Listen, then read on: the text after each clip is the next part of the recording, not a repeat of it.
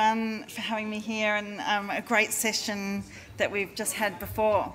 I'm relatively new to the world of sport. I've only been here for a couple of weeks. That's fine. I'm in marketing. We should take a time taking photos. But really, I just wanted to, as I said, someone who's very new to the world of sport, I thought the best way to use this time today is for me to just share very briefly my leadership journey. But the most important thing is that you're my customers. And I've already picked up a few things from the conversations that have just been had, is that then really to have a Q&A, because I'm coming in from the world of banking and mining into sport. And as there's about to be a Banking Royal Commission, I'm very glad potentially that I've made that move. But I thought if I just share some of my personal story and a bit of my journey, but really, as I say, heading up this new marketing function for the Sports Commission, I need to learn from you. And if we have to, I'll go sort of quickly through my personal story, but really want to hear from you, hear what I can be focused on, and as we're shaping this new marketing team for the Sports Commission, from your experience, what do we need to be working on? So 1992, I know probably Kesha definitely wasn't born then, but that's when I started my leadership journey. Billy Ray Cyrus, it wasn't until I started Googling this that was obviously his big year. #1 song, his one and only, most likely. Reservoir Dogs was really sort of reshaping the film landscape, and Nike was starting to be quite provocative in breaking those stereotypes. So that was the context. And Fortune 500 female CEOs, 0%. I tried to find the Australian data, but couldn't, so that obviously gives it a case that it was probably 0 as well. So 1992, I could have given Helen a lift because I'm from Adelaide, and in 1992 I packed up my Corolla. As most people from Adelaide do, we leave as soon as we can. So I packed up the Corolla and headed over from Adelaide to Melbourne. And that was to join BHP as a marketing and sales graduate.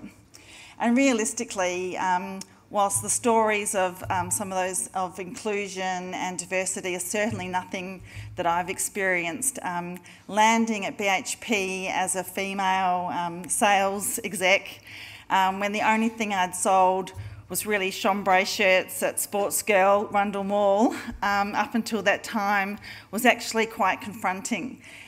It was a very male-dominated sector. Of course, I should have known that when I put my hand up to join at BHP, but very male-dominated. And Australia was really almost the peak of the manufacturing time. But I learned a lot about leadership in those early years. As I say, being in a new city, new company, new industry, I really had to sink or swim on my own. But I also learnt the power of sport. At BHP, if you didn't play golf, you were left behind in the office. So very quickly, no matter how bad I was, it was, I'm not doing the drinks, I'll be out there playing with you guys. So joined the indoor cricket team, started learning to play golf so I could be included, not the drinks lady, and certainly beefed up my understanding of football because that's really where all the client hospitality was. But that time showed me about the importance of customers, of having deep and considered relationships with our stakeholders. So once I said I came over in my white Toyota Corolla, I soon got a red Magna as a sales rep, and I would hit the petrochemical district of Altona as a female rep. And that was in some very confronting, because there was some very interesting calendars that were still allowed to dawn the workplaces in those early 90s. But that did teach me the power of human connection, building relationships with customers, and really having a strong connection with my own team back in the office. It also taught me the power of connections, both internal and external, to the business, because it was actually through the brand strategy team that I'd worked with at BHP on the new BHP Billiton brand, who introduced me to the team at ANZ, and they actually facilitated my next big leadership move, which was in 2002. So we can see there Lord of the Rings, M&M, Nike were launching new campaigns into China, and that was very much a case that Australia was starting to be far more connected into Asia and the Asian region, and 1.2% of the top 500 Fortune CEOs were women. So starting to make a dent. And really that time saw me make another significant transition from manufacturing into banking. The need for agility was certainly very present for ANZ. So as a leader, how are you ready? And I was trying to think of a sporting analogy, and it might be when you're in the second team, how are you always ready to be picked when that opportunity comes? And in a very big organisation like ANZ, that is key. How are you always ready? So when a new opportunity comes, a new role becomes vacant, you're the one that is taken on and brought into the team. And the power of sport, and I've heard it spoken a little bit about already in the sessions this afternoon, but the power of sport to drive brand and business strategy was absolutely paramount at ANZ. Our move into Asia, it was absolutely sport that took us there when as a business we went in 2009. So we looked at our target audience, what sports did they play, and that was really the start of ANZ's relationship with tennis, and saying, well, our target audience, how do we come involved with both the Masters and the Grand Slams, because that helps us build a brand in those marketplaces. It was also during the time at ANZ that we set up the Trans-Tasman Netball program, which certainly lasted for close to 10 years and has now evolved. But that was, again, to build a brand, to have a connection with the community and take it from grassroots all the way through. And having heard people talk today about grassroots, that's certainly something in that power of business and the power of sport, is actually how do we look and take a property all the way through. So with tennis, if it was from hot shots higher, but then also, also then with netball from Net Set Go, and being able to have that relationship from grassroots through to the elite level. And we saw that the power of sport in building our brand in Shanghai amongst that very small audience that we were after as ANZ customers. Tennis was able to really make us known in a marketplace that's very, very crowded. And having seen the presentation just before lunch, when it's building tens of thousands of clubs, and it's a scale that you can't even imagine. And here we were, just a little brand from Australia, trying to penetrate into that HSBC, Standard Chartered and big financial services market. But there were many periods of great intensity at my time in ANZ, and I'm sure it's the same for all of you here. You know, throw in a GFC, a few changes of CEOs, different business strategies. And I think when thinking of leadership, it's the component of how we can make sure we're working on the business rather than in the business. And that's something that I'm sort of conscious of now in this next transition, is how to make sure that you step away, you think about the strategy that you're trying to achieve, you think about the direction, and don't get too caught up in the everyday as a leader and as positioning yourself for those leadership positions going forward. Now today, we've heard a little bit about from the sessions earlier, but who would have thought we've got Wonder Woman as one of the highest rating films of this year. It's a Spanish song that's #1 and that we can't get out of our heads. Nike is talking equality and taking that position. We've seen the marriage equality debate. And if we think of it in terms of culture through music, film, the conversations, so much has happened in this last 5 years plus. And women in the US, it's still very small, but 5.4% of the Fortune 500 CEOs in the US are now women. But looking at today, and as I mentioned, I joined the Sports Commission in October as the CMO, leading the marketing, insights and analytics team, and it really seems like my career has done a complete 180. At the Sports Commission now, it's predominantly female board. We have a female CEO, a predominantly female executive team. So that is certainly women in leadership, and it's a far change from those BHP days of 1992. But what this means to you, our partners and our customers, I hope will be a new approach to collaboration and how we can work as a collective together.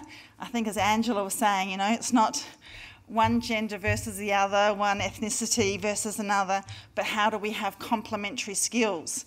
So potentially your relationship with the Sports Commission over previous years and under different models and styles, this will actually evolve and become one that we're seeking collaboration, and we're absolutely seeking that as a collective we can achieve far greater things together.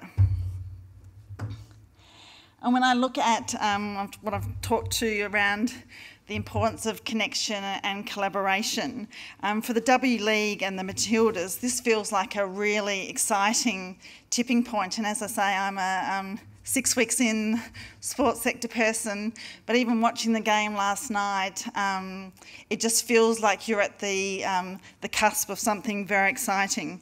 More young women are coming into football across both codes than ever before, and we've seen that in our Ausplay data that's just been released in the last week. And you're building really strong media platforms in how you can engage directly with your fans and your customers. So I was looking up and seeing the Twitter followers, the Facebook likes, and the movement that you're creating, which I think is really strong, because then you can control the media conversation when you're going direct to your customers and your fans. And to Helen's point, I know even a lot of corporates are saying, how do you have that direct communication rather than relying? And I'm not sure if there's anyone here from Channel 7, but I was really angry with them because on their 7:30 cross this morning, they didn't mention the Matildas win, and that was just the classic point. They were talking in barrettes in his...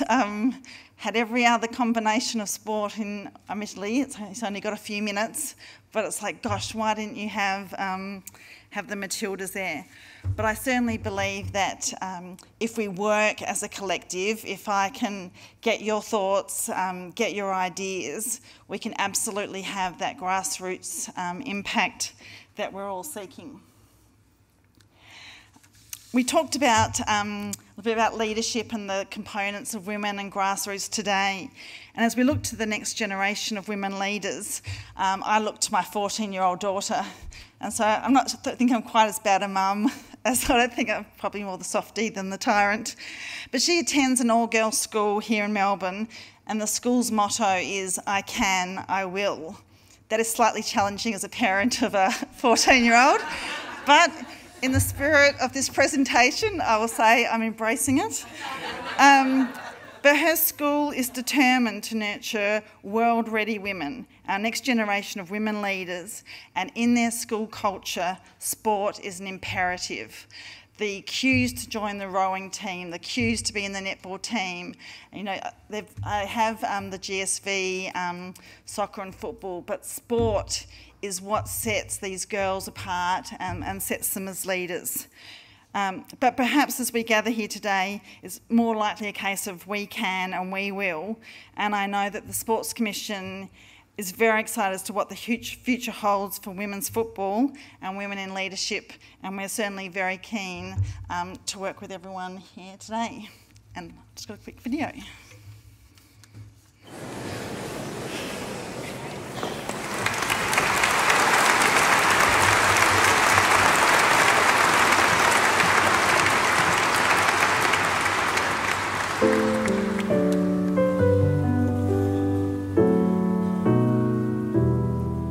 Из чего же сделаны наши девчонки?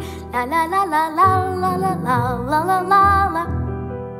Из цветочков, из звоночков, из переглядок и мармеладок сделаны наши девчонки.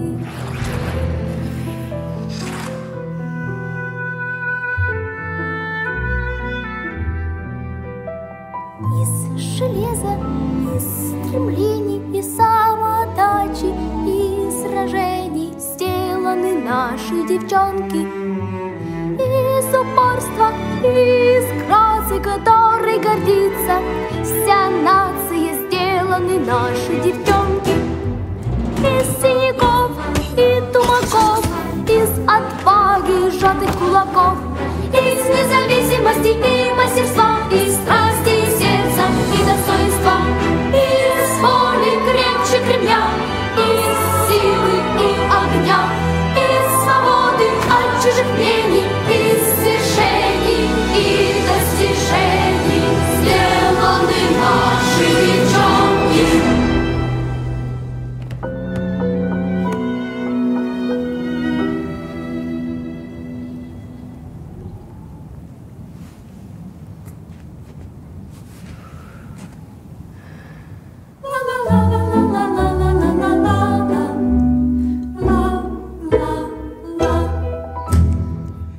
Thank you.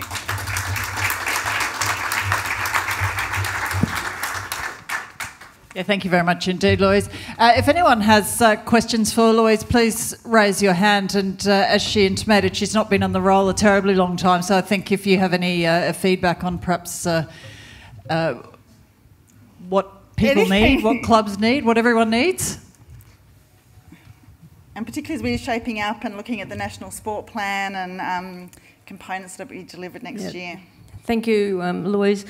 Heather Reid, I've a long involvement in the sport, and this is probably the most dearest subject to my heart now, women in leadership. I was CEO of Capital Football for 12 years, and in that position I was the only female. I represented 11.11% of women around the country as leading a state federation, men's, women's, the whole lot. When I left, that percentage of 11.11 went down to 0 because I was replaced by a man. We live in a very male-dominated world in football, and you're aware of the discussions going on with, you may not be aware, but massive discussions around the future FFA Congress, where we're fighting to get a couple of women on that Congress. It's been a major battle to get more women to go into leadership positions, and whilst we've seen tremendous development in girls and women's participation as players, great strides in active measures to get more women in refereeing and somewhat more in coaching, we still really struggle with getting more women to take on a leadership role. Would you be able to offer 1 or 2 tips for how we can disrupt what I refer to as the grass ceiling when it comes to the male-dominated world of sports leadership? Thank you. Big question. I think one of the elements, and even when we're looking at, so what I can refer to is some of the work we're now looking at from the girls' participation, and I think it was raised again this afternoon around the data showing that girls dropping off at around the age of 15. And the only analogy I can draw is with banking, we used to look at when it was evident of a situation and try and address it then rather than going back. So what we could be doing is having a conversation and putting strategies together to ensure that 15-year-old girls stay in sport. But actually the conversation may well need to be happening at 12 and 13 and 14 rather than coming when the issue is present. And I'm wondering if there's something there in terms of women in leadership. If we can find out, and that's the same with the number of girls graduating in university, but something happens at that age of 28, 29, and we can say it's families, we can say it's a raft of issues, but how do we get in before? So from your data, I'd be very keen to see when is that drop-off rate? When do managers, middle managers drop off and not become the executive or the board? And let's get the data, put some pilots together. So some of the conversations I've also been having with big brands over these last few weeks is, I may not know the tactics or the strategy, but if we've got a shared objective as to what we need to get to, let's pilot some things, let's put some experiments in place and pivot. So I think if from the data that you have, find out when's the age group, what's the reason that those women are saying this, and how do we put overt interventions in place to address it. And the mentorship, because I mean, part of telling my story is I'm an average person, I'm nothing special, so how could I even mentor or assist other groups, other girls coming through, young women in their 30s and 40s, when you think sometimes it's just all too hard and you want to chuck it in. Again, if there's that pivot point, how can we do? So very happy to connect. Anybody else? Thank you very much, Heather Reid, for that question. Louise, thank you for your presentation. All the best in your role. Yeah, thank you very much.